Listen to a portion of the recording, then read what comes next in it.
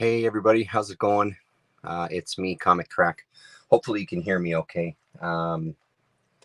Trying something different here. I got a bit of a different setup. I'm gonna open it up here on my computer.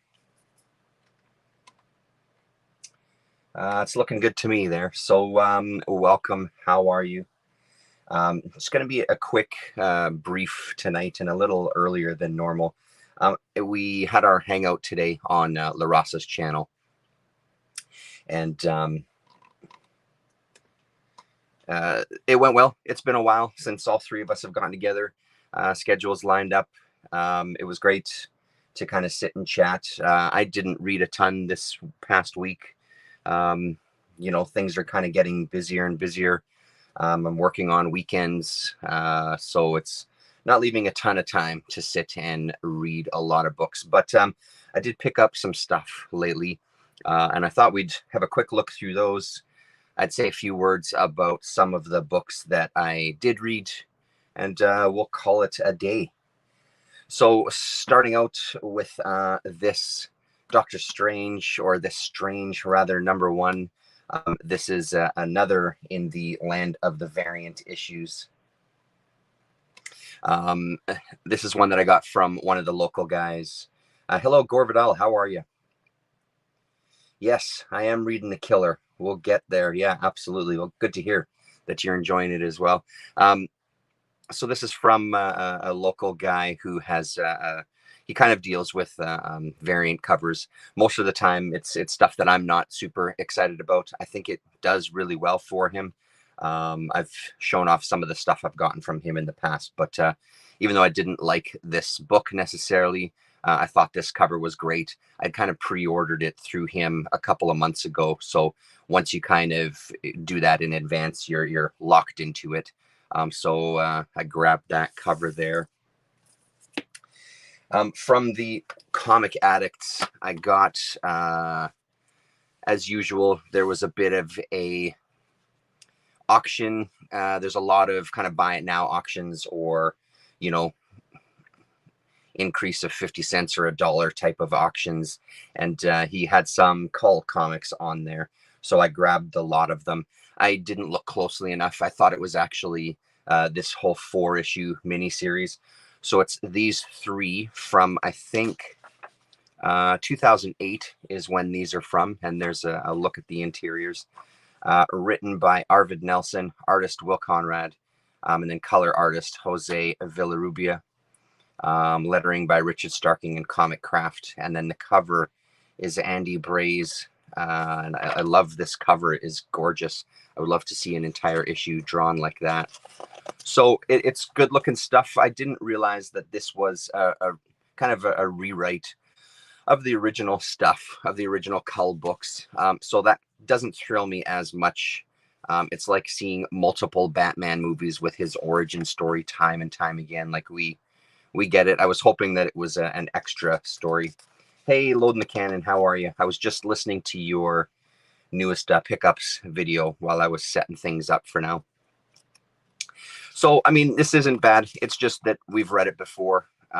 It seems to take a little bit of turns from the original, which may or may not be interesting. We'll see how it goes.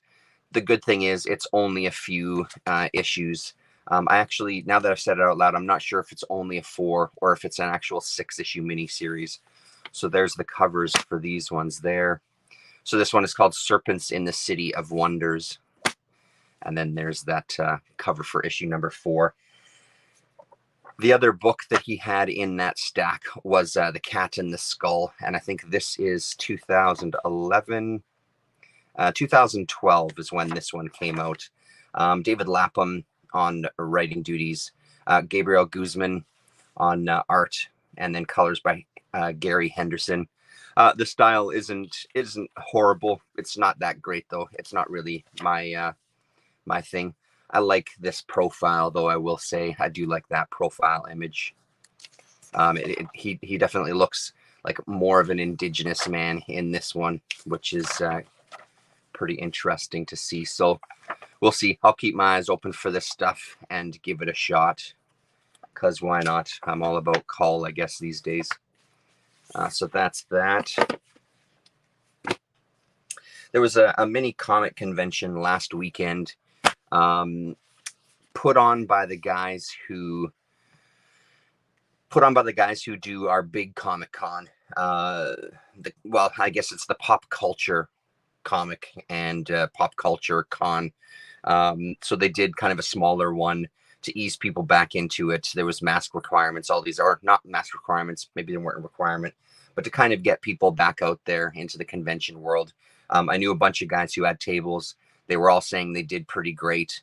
One of the guys, this was the first time he was selling a bunch of books. So he could buy a copy of X-Men #1 from that same convention from somebody there.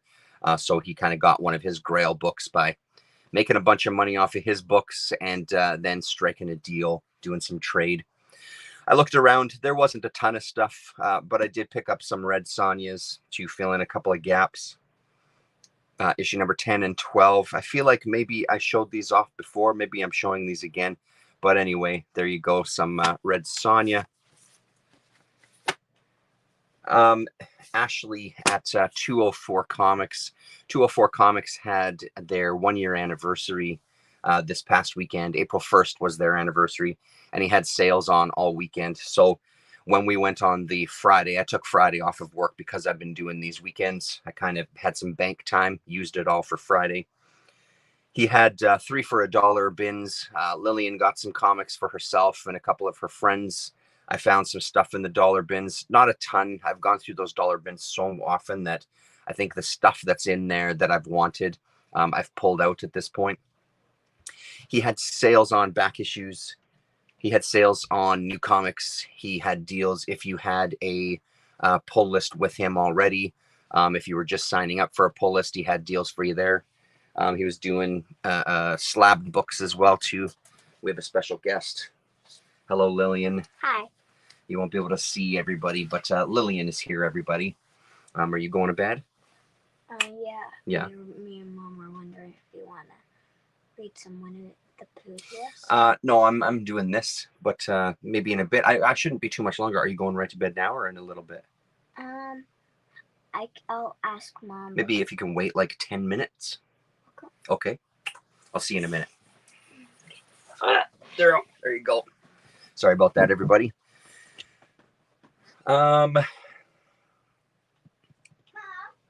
So it was great. It's great that he's surviving. It's great that he's thriving. He's a really nice guy. It's well deserved. He's got a fantastic shop. So digging in the back issue bins, I found a couple of things. Yeah, let's pull out all these back issue bin ones here. I think it's all of this stack. So this one is called Rat Bastard, and it's part 2 of 4 from Crucial Comics, which is a company I'm not familiar with. I feel like it's associated with a record label or something because of the ads that are in the back. Victory Records, there's album reviews. What else was there? There was something else here. Yeah, Crypt Records advertisements. So makes me feel like it's associated with a maybe a music store, maybe a music label. Here's a couple of other things here. There's the reviews, the music reviews. There's the Victory Records ads. So this was pretty fun. It was pretty silly. Takes place in the far future. What is it? 2167. There's humans mixed in with genetically modified creatures and animals. It's got almost a Von Bode type of style. There's a little bit of that going on in here. Not much story-wise. Bit of a murder mystery. There's some cabbies that are getting killed. And there's a couple of gags, so they have Taco Belch, Bazooka Joves, stuff like that. So kind of a silly book, but I kind of like it because of this style where everything almost blends into one another. The backgrounds almost kind of blend in with the foreground. There's some really nice moments. So I don't know if I will ever see the other 3 issues ever again in my life, but for 33 cents, I figured why not give it a shot. Yeah, if you've been around long enough, you know that this is totally what's up my radar when I hunt those bins. I think this one might have been in the cheapo bin too, or maybe it was in the back issue bin actually. Only a few. He only had a few Tales of the Unexpected.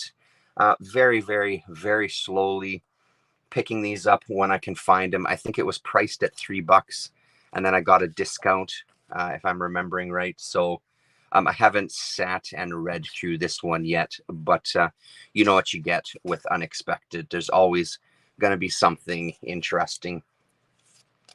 And this one is in pretty great shape considering the price. I think the staples are detached from the top staple there once you get closer to the center. Yeah, here you go. So from there, but it's still attached at the bottom, so I'm not too concerned with that.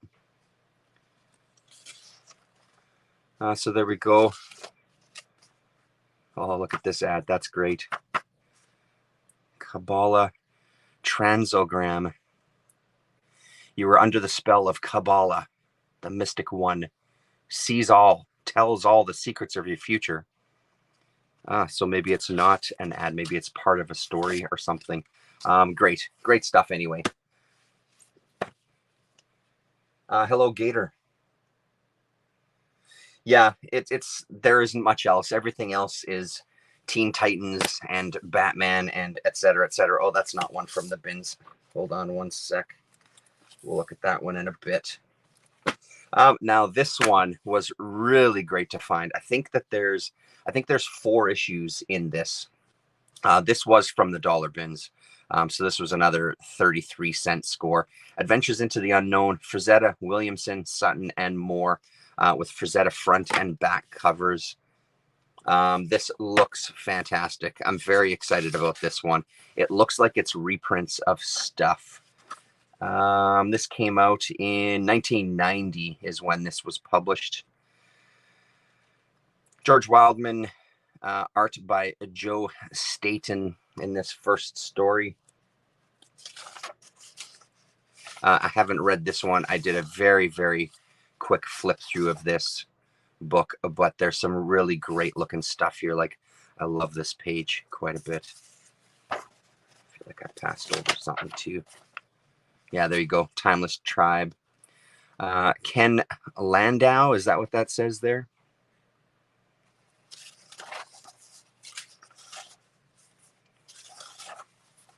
Yeah, there we go. Look at that. That's great. Yeah, so there you go.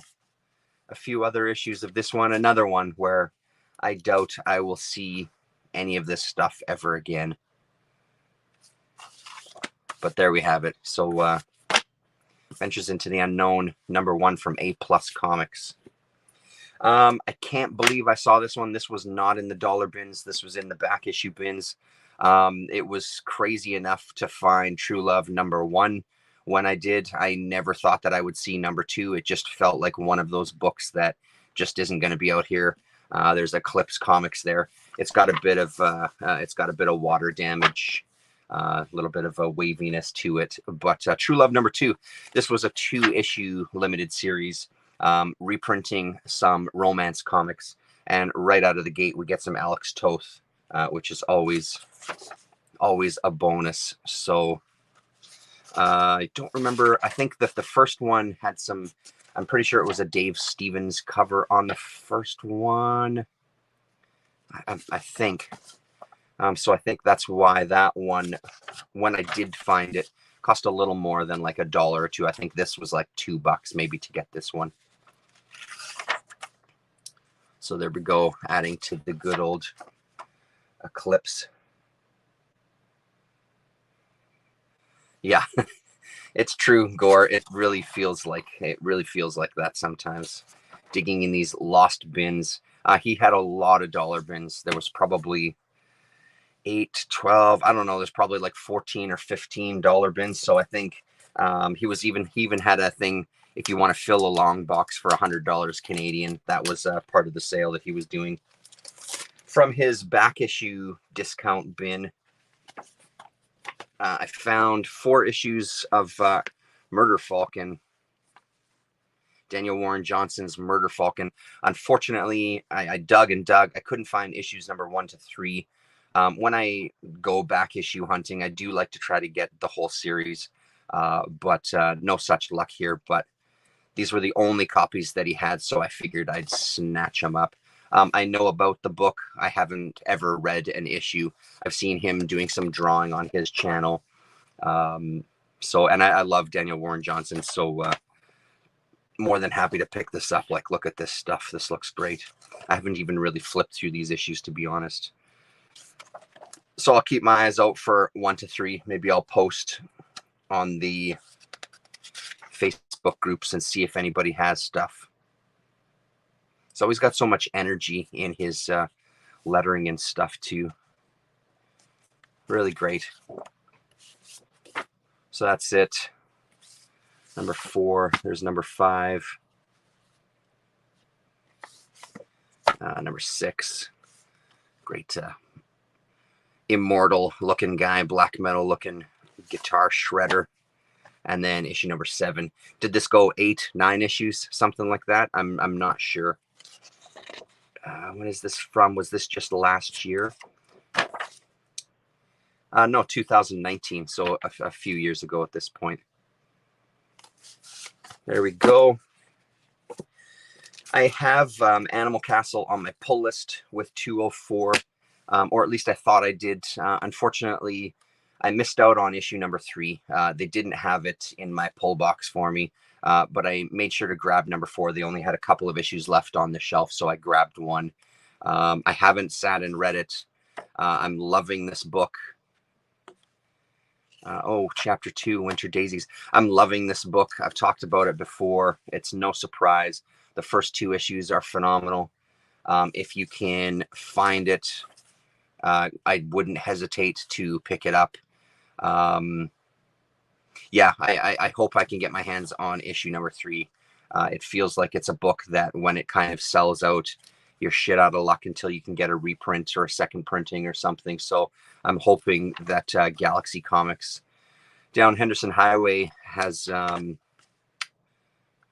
issue number 3. Maybe I'll try to take a trip out there this week to see if I can find it, because I really want to read. I really want to find out what's going on in this one. It really has me intrigued. Really great stuff. So that's from Ablaze, Animal Castle, number 4. This one I am reading, this one I did read, even though I missed out on number 1. I knew that this was coming out, but for some reason it just completely slipped my mind to put it on a pull list. So thankfully reminded, I think this was the last copy that he had on the shelf at 204. So I snatched it up. I think I got this one for free because of having an account there with him. I love this series. I have the first 2. They were then eventually collected as well. It's been quite a while. I could no longer wait to find Animal Castle in a Spanish graphic novel. I got the singles, enjoyed them all. That's awesome. That's great to hear, Gore. I'm glad you were able to find them in single issues. The first 2 are great. The Killer is a fantastic set of stories. I really loved this issue. I missed issue number 1. I felt like I could still jump into here and get a general sense of what's going on. I'm looking forward to seeing how it all starts. We're dealing with stuff that feels a little bigger, a little, maybe, potentially. We'll see where this kind of goes. We're dealing with some like low-level criminals with links to kind of some more high-level intrigue and stuff. So I'm very, very curious what's going to happen here. The art style feels like it's gotten stripped down even more since the other ones. I'm really going to have to pull out those single issues and maybe give this entire thing a reread.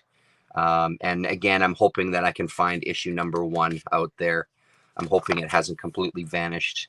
That'll be another thing that I look for at Galaxy Comics. Yeah, great stuff. Really great stuff. I like what I was saying, talking about it today, saying that there's the kind of story that takes place in this issue where I felt like, we'll leave it on that page for y'all there. I felt like there was going to be something, I felt like it was just going to be this particular storyline following this low-level criminal. And I'm glad when it got kind of wrapped up really quick. It was a nice kind of switch of like, oh, okay, that isn't going to be our story. We are going to get something a little bigger, a little grander in scale. So I'm looking forward to see where this one goes. So if you find this, I would say pick it up. Animal Castle isn't selling well at my shop. I'm the only one reading The Killer 2 at my shop. But Thor and Hulk are bestsellers. Yeah, you're welcome there, Gorth. That was especially for you for those pages there. I think I feel like Animal Castle is doing well here. I know that when they got copies in, they weren't doing a ton of copies. They weren't bringing in a bunch of stuff, but they were selling out, especially that first issue. I think sold out really quick. I'm not sure how The Killer is doing. I'll have to see who else is carrying it in town. One of my all-time favorites, Jim Henson's The Storyteller. I love every single one of these books. This is Archaea as well. I love every single one of these miniseries. Everyone is a 4-issue miniseries with a basic premise, which is this one is shapeshifters, fairies, dragons, tricksters, etc. Every single issue, you get a different creative team working under this kind of umbrella. So this one is story by Andre Fratino and art by Nori Rutherford. So even if you have an issue that's a little bit more of a miss, it's only the one issue. It's a complete story in that one issue. Come back for the next one and you've got completely different creative team, completely different story. This one was great. I lay on the couch with my daughter and we read this one together. So that was really nice. And they are pretty kid friendly as well too. So for those of you out there with kids and you're looking for something to read, they end up being kind of like fairy tales and folk tales from all over the globe, which is also a really nice, I think, framework for telling stories. There you go. Always worth picking up. Mike Del Mundo doing the cover apparently doesn't look like Del Mundo at all, and I don't see his signature, but it does say Mike Del Mundo in the inside cover. Unless I picked up one of the variant covers, who knows? It's tough for me to tell sometimes with these artists. I'm not as good with recognizing artists as a lot of you guys are out there when I watch your videos. But apparently that's Mike Del Mundo. And then last but not least, oh, actually, no, not last, second last, is Red Sonja, Black, White, and Red.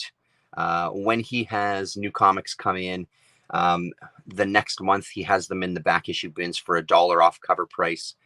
He also had 30% off on those ones as well too. So I grabbed this one. I've been grabbing every single issue, even though I haven't been loving every single issue. There's usually about one story that I really like in it. This first one, I really like the art in this first piece here. The other ones I'm not as crazy about. Jay Lee doing the cover. Some beautiful covers. I have a couple of Jay Lee covers for this series, and they're great. And the cardstock that they use for the covers on this Dynamite stuff is really something else.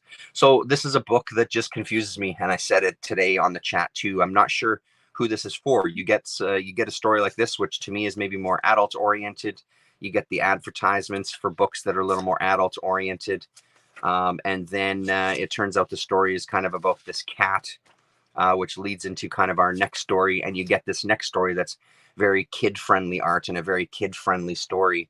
But then you get these ads and stuff. I just feel like it's a shame to have these books where it doesn't seem to be focused on an age group. It doesn't seem to be focused on an audience. I didn't like this second story at all. I'm not a fan of this art. I really didn't like this third story either. I really actually dislike this art. I mean, I'm not usually one for saying these kind of things in videos, but I'd rather not comment on it when I don't like it. But this one, I just find it unfortunate that it seems to be a little bit all over the place. Like this art just does nothing for me at all. It just looks like an absolute mess on a page. So, and then you get your 17 different covers. I mean, I feel like I say it every single time I pick these up that I'm not sold on it, but then yet I keep picking up the next issues again. I think it's always worth a shot, especially when my pull list is so small. I'm always willing to try some things out. The art on the covers are always amazing. It's like they just sell the covers and the inside isn't important. 100%. That's exactly what it is. And I think the hit, this was not from 204 Comics. This was from our local Winnipeg comic guru, Greg. He had a new list come out a few weeks ago at this point, and I bought a bunch of stuff off of him. And this was one of them, from Humanoids, Legend of the Scarlet Blades. And this is absolutely the hit of the week, and probably the hit of the past couple of weeks. This was a phenomenal story, beautifully drawn. So Severo Tenuta is the creator. I think it originally came out in 2011. This one came out in 2021. Yeah, copyright 2011. So 2021 is when this one came out. And I won't show you too much. I'll show you some stuff from the first chapter and not go too much farther. We're dealing with a samurai who's lost his memory of where he's come from. We're dealing with some kind of local folklore and some spirits, some kind of god-type animals that are called the Izuna, is what they're called. And we're dealing with this little village that's kind of going through some shit. Our main character we're introduced to, he's at a puppet show and he's listening to this woman tell a story, and it's the only time where the voices in his head have really ceased. So he feels at peace in this woman's presence, and that kind of starts their link to each other. There's a lot of pages like this that take place in the snow and in the mountains, and it's so gorgeous. It's really stunning stuff. And here's these Izuna creatures here. They almost look like the wolves from Princess Mononoke. Really great. The art style is so beautiful, and when you sit and read it, it really pulls you in. I loved this book. I read the first 2 chapters last night, and then the second 2 chapters I flew through this morning before taking my son home, dropping him off. I just breezed through them. It was just so easy to read, and I was so invested in the story. Like, look at this page here, man. It's just gorgeous. So I guess it came out in 4 different books. All four are contained within this one volume. I think Damien said that he picked up one of them when they had come out and didn't get any of the other ones and felt a little lost. You do get everything here. It's a complete story. The bonus is, like, look at these colors, man. Colors are just gorgeous. Like all that white and the reds and the oranges, a little bit of blue peeking in there too. And this gold, stunning stuff. The bonus was, I was so excited about this, and I loved it so much that I kind of was like, I want more from this creator especially, but more in this world would be fantastic. Turns out there's 4 other books, 2 volumes of something called Izuna, and then 2 volumes of The Mask of Fudo, which is one of the characters within this book. So I guess we get a little bit of a pre-story of how Fudo came to be in his youth and stuff. So I'm absolutely going to be hunting these down. So I would say that this is the one. If you can find Legend of the Scarlet Blades, don't hesitate if you like this kind of stuff. The Elektra Black, Red, and White have the same problem. I don't know who the audience, and worse, the stories aren't good and the art for the most part isn't either, with a few exceptions. Yeah, I have a few of those issues too, and I feel exactly the same way, Gore. Really not feeling it too much. And then beautiful artwork reminds me a bit of Juan Jimenez. Yeah, absolutely, for sure. There's that humanoids kind of look to this, for sure. It's also nice to have something, I was saying this afternoon, that isn't written by Alejandro Jodorowsky. Feels like he writes a shit ton for humanoids. So this is gorgeous. Have a look for it. You won't be disappointed. Right on, guys. Thanks very much. I'm going to call it quits there for this week. And we'll see you probably next week. Working again next weekend, but we're hoping to do another chat on Sunday. Okay, later, everybody.